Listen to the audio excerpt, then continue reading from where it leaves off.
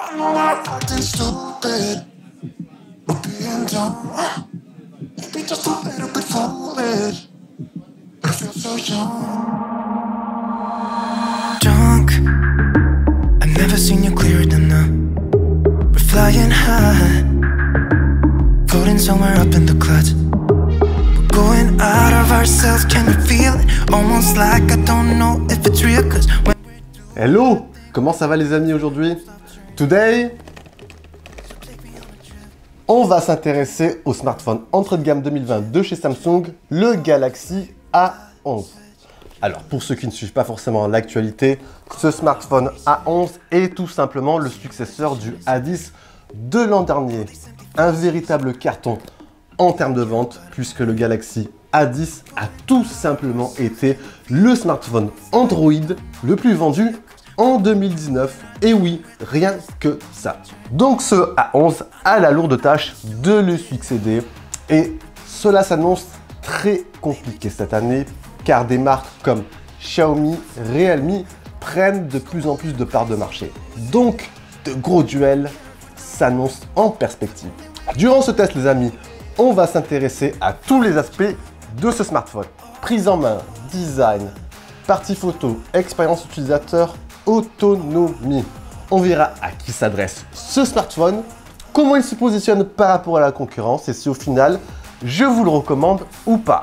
Mais juste avant, petit instant promo les amis rapide. Si tu atterris par hasard sur cette chaîne, moi je me présente, c'est Jojo. Et ici, on parle principalement high-tech, smartphone, applications. Donc si tu aimes ce genre de contenu, tu sais ce qu'il te reste à faire. Abonne-toi et pense à activer la petite cloche de notification juste en bas. Allez, sur ce, je te dis, let's go!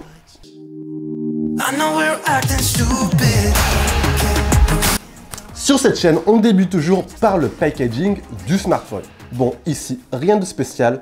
On a la grosse mention A11 devant avec les caractéristiques du smartphone. Allez, on enchaîne avec l'ouverture. On aura bien sûr le premier compartiment comprenant notice de démarrage et compagnie.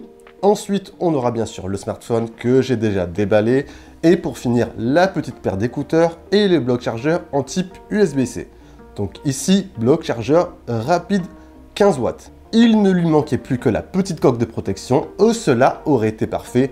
Mais on se contentera de ce qu'il y a déjà. Allez, il est là ce fameux A11. Qu'est-ce que j'en pense en termes de design prise en main?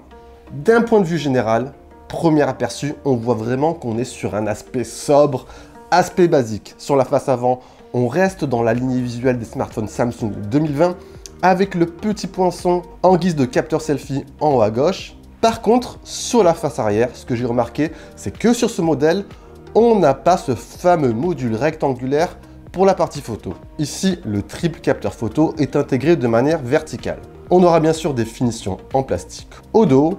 Personnellement, ce que j'ai apprécié sur ce A11, c'est la prise en main agréable, facile à manipuler. C'est un smartphone vraiment léger. Vous pouvez le tenir à une main, deux mains et au quotidien, c'est vraiment top. En termes de connectique, on retrouvera dessous le port jack, prise USB type C, un haut-parleur, sur le côté droit, le bouton de volume et bouton de démarrage. Sur le côté gauche, l'emplacement double nano SIM avec extension du stockage via micro SD.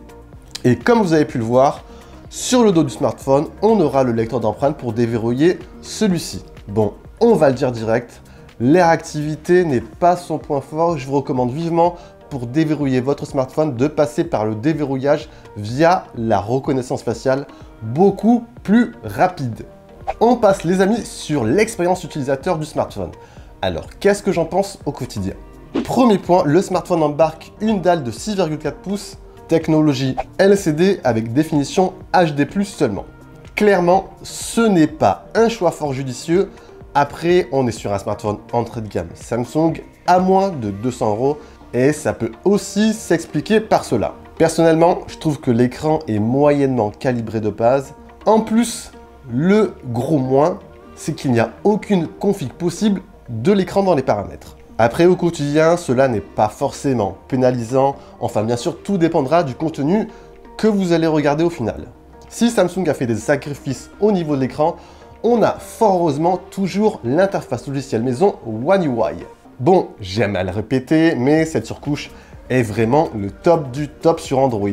Simple, personnalisable, vous avez de quoi faire. Vous avez un mode sombre, de la navigation gestuelle, pas mal de personnalisation, écran, thème.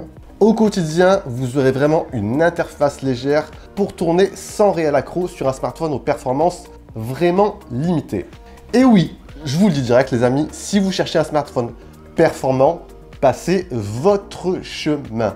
Ce smartphone va davantage être tourné vers une utilisation de type basique, réseaux sociaux, navigation, multimédia, voire quelques jeux peu gourmands et vraiment pas plus. Le smartphone mise avant tout sur la simplicité de son interface et c'est vraiment là son point fort, simplicité d'exécution.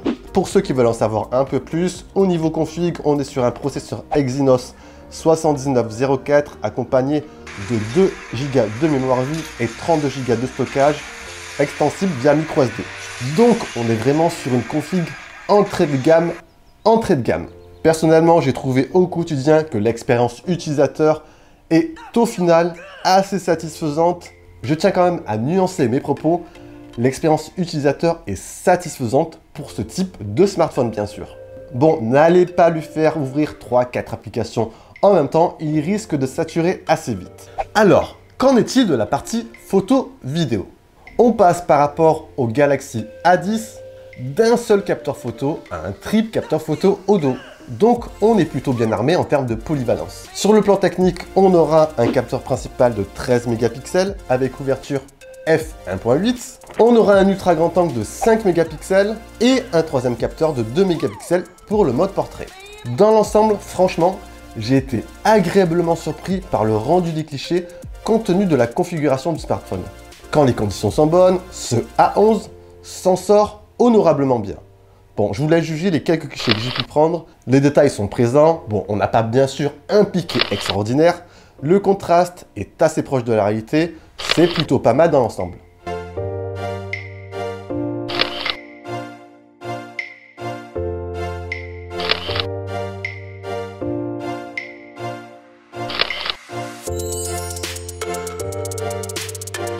Bon, pour les clichés de nuit, je vous passerai les détails, le smartphone ne suit tout simplement pas.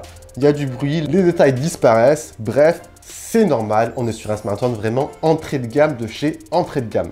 Sinon, en parallèle à tout ça, pour la partie vidéo, le A11 pourra filmer jusqu'en Full HD à 60 images par seconde. Donc, dans l'ensemble, sur la partie photo-vidéo, ce A11 propose toujours, dans la plupart des cas, des photos avec un rendu correct quand les conditions sont bien sûr présentes. Allez, on enchaîne les amis sur la partie autonomie. Et oui, avoir une très bonne autonomie aujourd'hui est vraiment primordial sur un smartphone. Techniquement, le A11 embarque une batterie de 4000 mAh. Sur le papier, on se situe à peu près dans la moyenne, mais dans les faits, ce A11 possède étonnamment une très bonne autonomie. Concrètement, comptez 2 jours et demi, voire un peu plus selon l'utilisation. Réseaux sociaux, navigation, multimédia, pour utilisation modérée. Vu qu'on n'a pas une config trop énergivore et que l'optimisation est plutôt bien gérée entre la batterie et le logiciel, on a une autonomie qui est plutôt satisfaisante dans l'ensemble.